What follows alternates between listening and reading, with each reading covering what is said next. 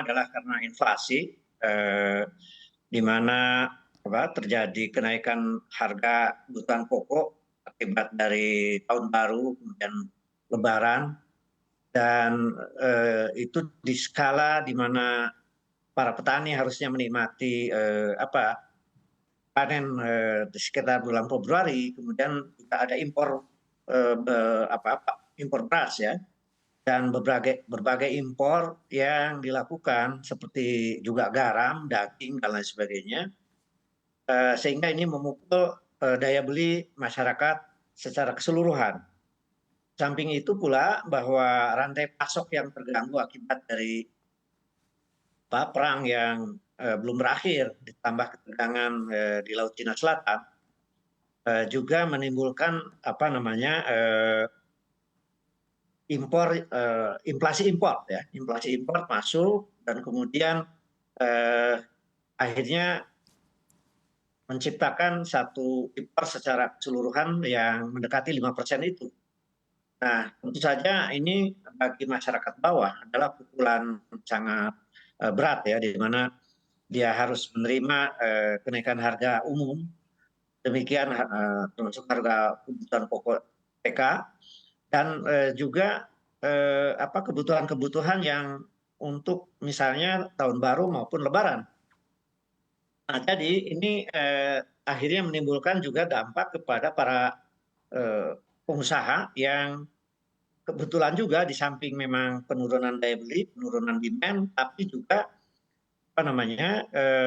secara umum inflasi di negara-negara maju, di Amerika sama Eropa itu kan sangat tinggi dan menimbulkan adjustment dari BI untuk bunga acuan, sehingga menimbulkan kesulitan para pengusaha karena tingginya bunga perbankan yang harus mereka hadapi ya di dalam usaha mereka. Jadi ini saya kira apa yang disampaikan oleh TPS memang menggambarkan satu keadaan di mana kita pertumbuhan ekonomi nasional pun akhirnya terjadi penurunan secara year on the year maupun secara kuartalan. Nah, oleh karena itu yang terpenting adalah bagaimana ke depan ini agar masyarakat dengan daya beli yang sebenarnya kembangan konsumsi terhadap PDB kan masih sekitar 55%. Ini harus dijaga betul agar mereka misalnya oleh BLT atau bantuan sosial yang memang sudah direncanakan itu efektif, sehingga tidak mengganggu terhadap target pertumbuhan ekonomi yang pada gilirannya harusnya bisa mesejahterakan masyarakat secara keseluruhan. Demikian saya kira. Oke, baik. Pak Didin, secara historis banyak yang mengatakan juga atau sejumlah ekonom melihat bahwa di kuartal pertama atau seringnya di kuartal pertama tiap tahunnya ini memang secara historis agaknya PDB kita terkontraksi. Sebetulnya Anda melihat faktornya, faktor apa atau faktor negatif apa yang berulang? Ya, ini penyakit tahunan ya. Akhir tahun itu seluruh kementerian, lembaga, pusat maupun daerah itu memompa anggarannya agar tercapai katakanlah mendekati 100% dari anggaran yang seharusnya. Ini penyakit kita. Jadi sampai tengah tahunan biasanya lalu masih di bawah 50%, mendekati akhir tahun mereka genjot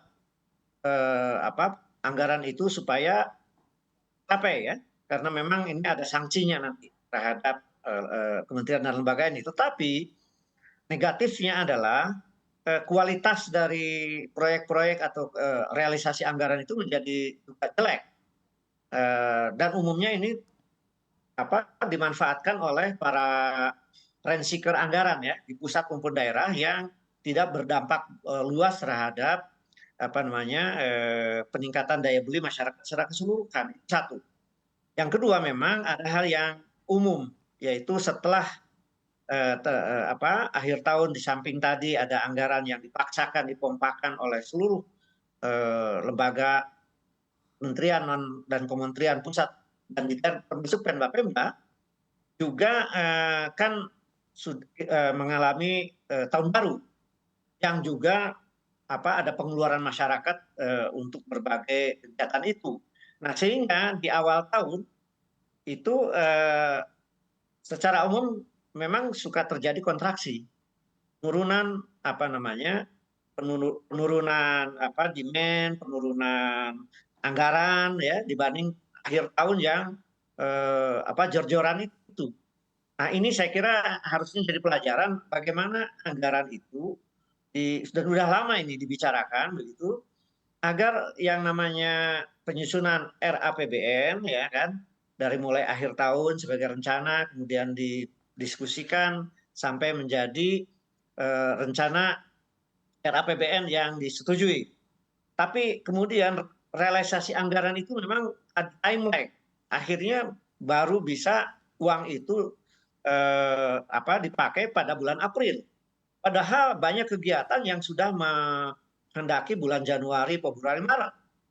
Ini juga persoalan. Nah, lalu karena daya serap anggaran itu rendah di tengah tahun sampai mendekati akhir tahun karena berbagai hal ya, apakah apa produktivitas dari pemerintahan yang memang juga ya ada semacam kultur birokrasi kita lah.